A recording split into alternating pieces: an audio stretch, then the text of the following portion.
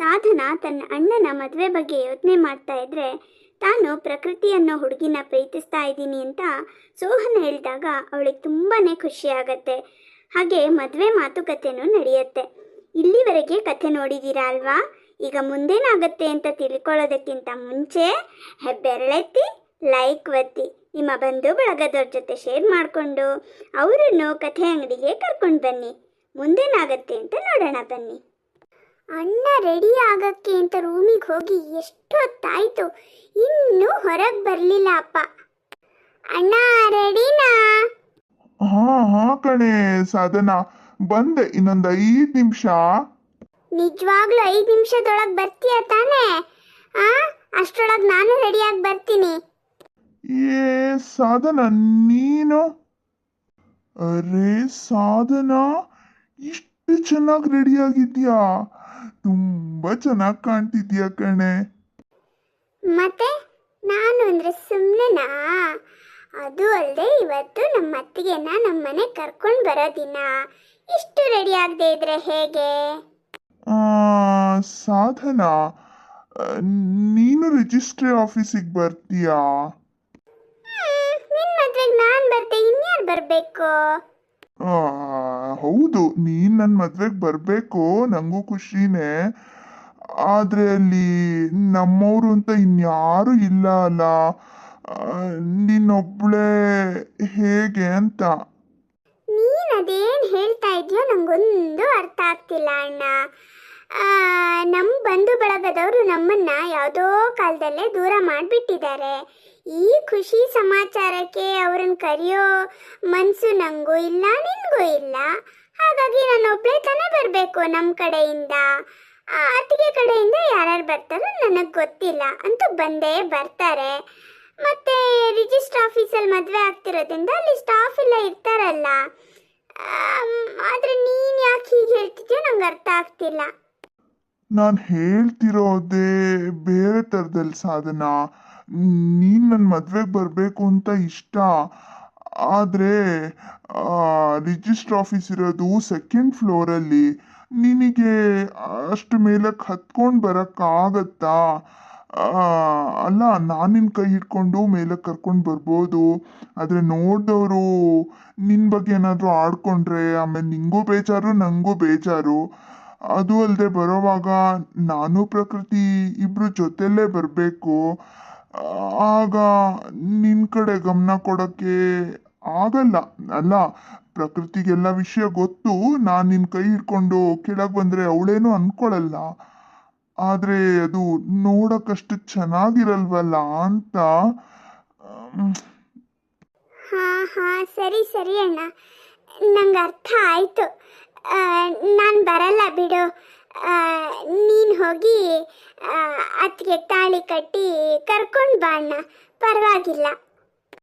ನಾನು ಹೀಗೆಲ್ಲ ಹೇಳ್ತಿದ್ದೀನಿ ಅಂತ ಬೇಜಾರು ಮಾಡ್ಕೋಬೇಡ ಸಾಧನ. ನಿನ್ನ ನೋಯಿಸೋ ಉದ್ದೇಶ ಖಂಡಿತ ನಂದಲ್ಲ. ನನ್ನ ಮದುವೆ ನಿನ್ನೆದುರಿಗೆ ಆಗಬೇಕು ಅಂತ ನನಗೆ ತುಂಬಾ ಆಸೆ. ನನಗೆ ನೀನು ಬಿಟ್ಟರೆ ಈ ಪ್ರಪಂಚದಲ್ಲಿ ಬೇರೆ ಯಾರು ಬಂಧುಗಳಿಲ್ಲ ಕಣೆ. ಇನ್ಮೇಲೆ ಪ್ರಕೃತಿ ನನ್ನ ಹೆಂಡತಿ ಆಗಿರ್ತಾಳೆ, ಆದರೆ ಮೊದಲನೇ ಪ್ರಾಶಸ್ತ್ಯ ನಿನಗೆ ಕಣೆ.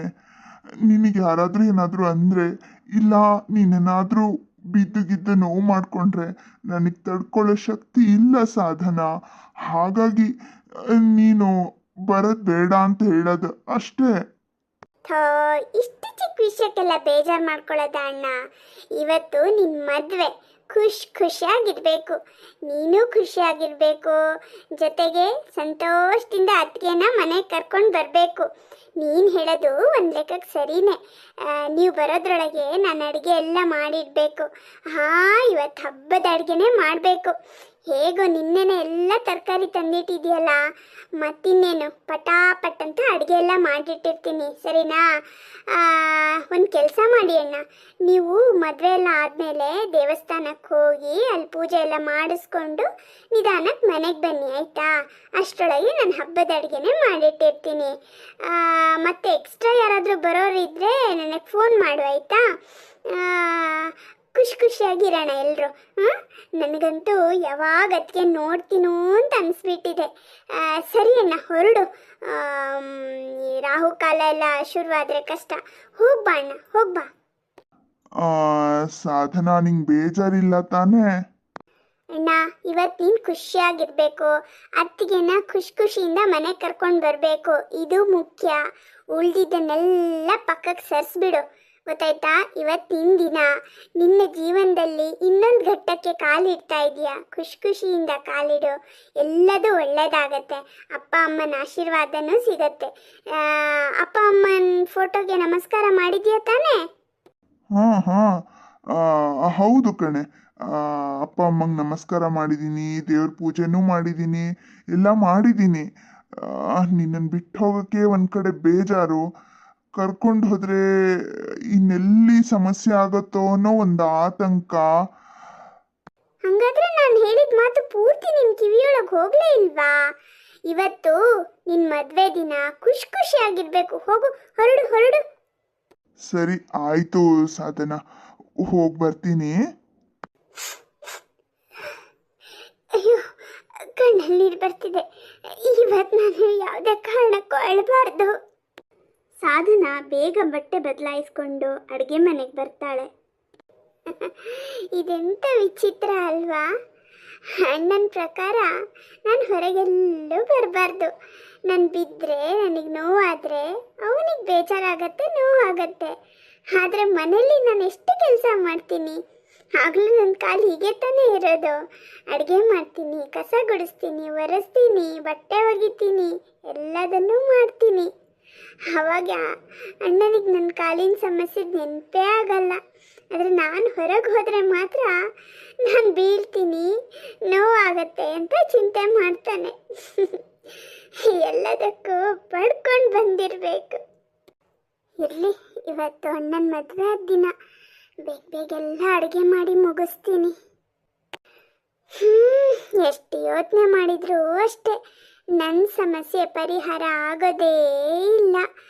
ನನ್ನ ಪ್ರಶ್ನೆಗಳು, ಆಲೋಚನೆಗಳು ಬೆಳೀತಾ ಇದ್ದಾವೆ ಹೊರತು ಅದಕ್ಕೆ ಉತ್ತರ ಅಂತೂ ಸಿಕ್ಕಿಲ್ಲ, ಸಿಗೋದೂ ಇಲ್ಲ. ಇದೇ ಯೋಚನೆಯಲ್ಲಿ ಅಡುಗೆ ಹಾಳಾದರೆ ಕಷ್ಟ. ಅದಕ್ಕೆ ನಮ್ಮ ಮನೆಗೆ ಮೊದಲನೇ ಸಲ ಬರ್ತಾ ಇದ್ದಾರೆ. ನಂಗೆ ಆ ಖುಷಿನ ಹೇಗೆ ಹೇಳ್ಕೋಬೇಕೋ ಗೊತ್ತಾಗ್ತಾ ಇಲ್ಲ. ಅದಕ್ಕೇನಾದರೂ ನನ್ನನ್ನು ಚೆನ್ನಾಗಿ ಅರ್ಥ ಮಾಡ್ಕೊಂಡಿದ್ರೆ ಅಷ್ಟು ಸಾಕಿತ್ತು. ತನ್ನ ಯೋಚನೆಗಳನ್ನೆಲ್ಲ ಬದಿಗಿಟ್ಟು ಅತ್ತಿಗೆ ಬರುವಿಕೆಗಾಗಿ ಕಾತರದಿಂದ ಕಾಯ್ತಾನೆ ಅಡುಗೆ ಮಾಡಿ ಮುಗಿಸಿದ್ಲು ಸಾಧನಾ. ಸಾಧನಾ. ಹೋ, ಅಣ್ಣ ಬಂದ. ಹೋ ಅಣ್ಣ, ಅತ್ತಿಗೆ. ಹೋ ಅತ್ತಿಗೆ, ನಿಮ್ಮನ್ನು ನೋಡಿ ನನಗೆ ತುಂಬ ಖುಷಿ ಆಯಿತು. ಸಾಕ್ಷಾತ್ ಮಹಾಲಕ್ಷ್ಮಿನೇ ಮನೆಗೆ ಬಂದಾಗ ಆಯಿತು. ತುಂಬ ಖುಷಿ ಆಯಿತು. ವೆಲ್ಕಮ್ ಅತ್ತಿಗೆ. ಥ್ಯಾಂಕ್ ಯು ಸೋ ಮಚ್ ಸಾಧನಾ. ಈ ಮನೇಲಿ ಇನ್ಮೇಲೆ ನಾನೂ ಒಬ್ಳು, ನಿಮ್ಮ ಜೊತೆಗೆ ನಾನೂ ಇರ್ತೀನಿ. ಥ್ಯಾಂಕ್ ಯು ಸೋ ಮಚ್ ಅತ್ತಿಗೆ. ನನಗಂತೂ ತುಂಬ ಅಂದರೆ ತುಂಬ ಖುಷಿಯಾಗಿದೆ. ಅದನ್ನು ಪದಗಳಲ್ಲಿ ಹೇಳೋದಕ್ಕೆ ಸಾಧ್ಯ ಆಗ್ತಿಲ್ಲ, ಅಷ್ಟು ಖುಷಿಯಾಗಿದೆ. ನಿಮಗೆ ಈ ಮನೇಲಿ ಯಾವ ತೊಂದರೆನೂ ಇಲ್ಲ ಅದಕ್ಕೆ, ಆರಾಮಾಗಿರ್ಬೋದು. ಇದು ಇನ್ಮೇಲೆ ನಿಮ್ಮ ಮನೆ. ಇದು ನಮ್ಮೂರು ಜನರ ಮನೆ. ಅತ್ತಿಗೆ ಬಂದ್ಮೇಲೆ ಅಣ್ಣನ್ನೇ ಮರೆಯೋದ ಸಾಧನಾ? ನಿನ್ನನ್ನು ಮರೆಯೋಕ್ಕಾಗತ್ತಾ ಅಣ್ಣ? ನಿನ್ನನ್ನು ಮರೆತ್ರೆ ನನ್ನನ್ನೇ ನಾನು ಮರ್ತ ಹಾಗೇನೆ. ಅದಕ್ಕೆ ಪಾಪ ಈಗ ತಾನೇ ಮನೆಗೆ ಬಂದಿದ್ದಾರೆ, ಅದಕ್ಕೆ ನಾನು ಅವ್ರನ್ನ ಸ್ವಲ್ಪ ಮಾತಾಡಿಸ್ತಾ ಇದ್ದೆ. ಹಾಗಂತ ನಿನ್ನ ಕಡೆ ಗಮನ ಕೊಡಲ್ಲ ಅಂತನಾ? ಅದು ಹಾಗಲ್ಲ ಸಾಧನಾ, ಅವರಿಗೆ ಹೊಟ್ಟೆ ಉರಿ. ಓ, ಅಣ್ಣಂಗೆ ಹೊಟ್ಟೆ ಉರಿನಾ? ಸರಿ, ಹಾಗಾದ್ರೆ ತಣ್ಣಗೆ ಮಜ್ಜಿಗೆ ತಂದು ಕೊಡ್ತೀನಿ. ಇಬ್ರು ನನ್ನನ್ನು ಆಡ್ಕೋತಿದ್ದೀರಾ? ಎಷ್ಟಂದ್ರೂ ನಿಮ್ಮ ಮೆಜಾರಿಟಿನೇ ಜಾಸ್ತಿ, ನಾನೊಬ್ಬನೇ. ಈಗ ನೀವಿಬ್ರು. ಈಗ ಸದ್ಯಕ್ಕೆ ನಾವಿಬ್ರು, ನೀನೊಬ್ಬ. ಮುಂದೆ ನಿನ್ನ ಕಡೆಯವರು ಜಾಸ್ತಿ ಆಗ್ತಾರೋ ಇಲ್ಲ ನಮ್ಮ ಕಡೆಯವ್ರು ಜಾಸ್ತಿ ಆಗ್ತಾರೋ ನೋಡೋಣ. ಏನು ಹೇಳ್ತಿದ್ಯಾ ಸಾಧನಾ? ನನಗೆ ಅರ್ಥ ಆಯ್ತು. ಆಗ್ಲೇ ನಮ್ಮ ಮಗು ಬಗ್ಗೆ ಚಿಂತೆ ಮಾಡ್ತಿದೀಯ ನೀನು? ಬಾರಿ ಬುದ್ಧಿವಂತ ಇದೆಯಾ ಅಣ್ಣ ನೀನು. ಸರಿ ಸರಿ, ಅದಕ್ಕಿನ್ನು ಸಮಯ ಇದೆ. ಮೊದಲು ನೀವಿಬ್ರು ದೇವ್ರ ಕೋಣೆಗೆ ಹೋಗಿ ದೇವ್ರಿಗೆ ದೀಪ ಹಚ್ಚಿ ಪೂಜೆ ಮಾಡಿ ಡ್ರೆಸ್ ಚೇಂಜ್ ಮಾಡಿ ಊಟಕ್ಕೆ ಬನ್ನಿ. ಊಟ ರೆಡೀ ಆಗಿದೆ. ನನಗಂತೂ ತುಂಬ ಹಸಿವಾಗ್ತಾ ಇದೆ. ಸಾಧನಾ, ನಿಮಗೆ ಅಡುಗೆನೂ ಬರುತ್ತಾ? ಅದಕ್ಕೆ ನೀವು ನನ್ನನ್ನು ಏಕವಚನದಲ್ಲೇ ಮಾತಾಡಿಸ್ಬೇಕು. ನೀವು ತಾವು ಅಂದರೆ ನನಗೆ ಏನೋ ಒಂಥರ ಇರ್ಸ್ಮುರ್ಸಾಗತ್ತೆ. ಹಾಂ ಹಾಂ, ಸರಿ ಸರಿ ಸಾಧನಾ. ಅಲ್ಲ, ನಿನಗೆ ಅಡುಗೆ ಬರುತ್ತಾ? ಮನೆಯಲ್ಲೇ ಅಪ್ಪ ಅಮ್ಮ ಇಲ್ಲ ಅಂದಮೇಲೆ ನಾವೇ ಎಲ್ಲ ಕೆಲಸ ಮಾಡ್ಕೋಬೇಕು ತಾನೇ. ನನಗೆ ಮನೆ ಕೆಲಸ ಎಲ್ಲದೂ ಬರುತ್ತೆ ಅದಕ್ಕೆ. ಹೌದಾ ಸಾಧನಾ, ಗ್ರೇಟ್. ನನಗಂತೂ ತುಂಬ ಖುಷಿ ಆಯಿತು. ನಾನು ಈ ಮನೆಗೆ ಬರೋಕ್ಕೆ ತುಂಬಾ ಪುಣ್ಯ ಮಾಡಿದ್ದೀನಿ. ಅಮ್ಮ ನನಗೆ ಯಾವಾಗಲೂ ಬೈಯೋಳು, ಅಡುಗೆ ಕಲ್ತ್ಕೊಳ್ಳೆ, ಮುಂದೆ ಗಂಡನ ಮನೆಗೆ ಹೋದರೆ ಕಷ್ಟ ಆಗತ್ತೆ ಅಂತ. ಆದರೆ ದೇವರು ನನ್ನ ಕಷ್ಟನ ಅರ್ಥ ಮಾಡ್ಕೊಂಡ್ಬಿಟ್ಟು ನನ್ನನ್ನು ಈ ಮನೆಗೆ ಸೇರಿಸ್ತಾ ಅಂತ ಕಾಣುತ್ತೆ. ಏನು ಗೊತ್ತಾ ಸಾಧನಾ, ನನಗೆ ಬಟ್ಟೆ ಒಗೆಯೋದು, ಪಾತ್ರೆ ತೊಳೆಯೋದು ಇದೆಲ್ಲ ಬರುತ್ತೆ, ಚೆನ್ನಾಗೇ ಮಾಡ್ತೀನಿ. ಅಡುಗೆ ಅಂದರೆ ಮಾತ್ರ ಬರೋದೇ ಇಲ್ಲ. ಹಾಗೂ ಅಮ್ಮನ ಬಲವಂತಕ್ಕೆ ಒಂದೆರಡು ಸಲ ಅಡುಗೆ ಮಾಡಿ ಎಡವಟ್ಟಾಗಿ ಅಮ್ಮ ಇಲ್ಲಿಗೆ ಬರಲೇಬೇಡ, ನೀನು ಹೊರಗಡೆನೇ ಏನಾದ್ರು ಕೆಲಸ ಮಾಡ್ಕೊ, ನೀನು ಆಫೀಸ್ ಕೆಲಸ ಮಾಡೋಕ್ಕೆ ಲಾಯಕ್ಕು ಅಂತೆಲ್ಲ ಒಂದಿಷ್ಟು ಬೈದು ಅಡುಗೆ ಮನೆಯಿಂದ ನನ್ನನ್ನು ದೂರನೇ ಇಟ್ಬಿಟ್ರು. ನನಗೂ ಅದೇ ಬೇಕಾಗಿತ್ತಾ, ಅಡುಗೆ ಮನೆ ಕಡೆ ನಾನು ಹೋಗಲೇ ಇಲ್ಲ. ಆದರೆ ಇನ್ನು ಮುಂದೆ ಕಲ್ತ್ಕೊತೀನಿ ಆಯಿತಾ. ನಿಮಗೆ ಅಡುಗೆ ಕಲಿಬೇಕು ಅಂತಿದ್ರೆ ಕಲೀರಿ, ಮಾಡಿ. ಆದರೆ ಗಂಡನ ಮನೆ, ಇಲ್ಲಿ ನಾದಿನಿ ಏನು ಅನ್ಕೋತಾಳೋ, ಗಂಡ ಏನು ಅನ್ಕೋತಾರೋ ಅಂತ ಅಂದ್ಕೊಂಡು ಇಷ್ಟ ಇಲ್ಲದೆ ಅಡುಗೆ ಮಾಡೋಕ್ಕೆ ಬರಬೇಡಿ. ಅದಕ್ಕೆ ನಾನು ಅಡುಗೆಯಲ್ಲಿ ಎಕ್ಸ್ಪರ್ಟ್, ಚೆನ್ನಾಗಿ ಅಡುಗೆ ಮಾಡ್ತೀನಿ. ನನಗೆ ಅಡುಗೆ ಮಾಡೋದಂದರೆ ತುಂಬ ಇಷ್ಟ. ನಾನು ಅಡುಗೆ ಮಾಡ್ತೀನಿ, ನೀವೇನು ಚಿಂತೆ ಮಾಡಬೇಡಿ ಆಯಿತಾ. ಥ್ಯಾಂಕ್ ಯು ಸೋ ಮಚ್ ಸಾಧನಾ. ಮೊದಲು ಅಮ್ಮಂಗೆ ಫೋನ್ ಮಾಡಿ ಈ ವಿಷಯನ ಹೇಳ್ಬೇಕು ನಾನು. ಅದನ್ನೆಲ್ಲ ಊಟ ಆದ್ಮೇಲೆ ಮಾತಾಡುವೆ ಅಂತೆ. ಈಗ ಮೊದಲು ಸಾಧನ ಹೇಳ್ದಾಗೆ ದೇವ್ರ ಕೋಣೆಗೆ ಹೋಗೋಣ ಬಾ. ಮುಂದೇನಾಗತ್ತೆ ಅನ್ನೋದನ್ನು ಮುಂದಿನ ಭಾಗದಲ್ಲಿ ನೋಡೋಣ. ಲೈಕ್, ಶೇರ್, ಸಬ್ಸ್ಕ್ರೈಬ್ ಮಾಡಿ ಸಪೋರ್ಟ್ ಮಾಡೋದನ್ನು ಮರಿಬೇಡಿ. ಧನ್ಯವಾದಗಳು.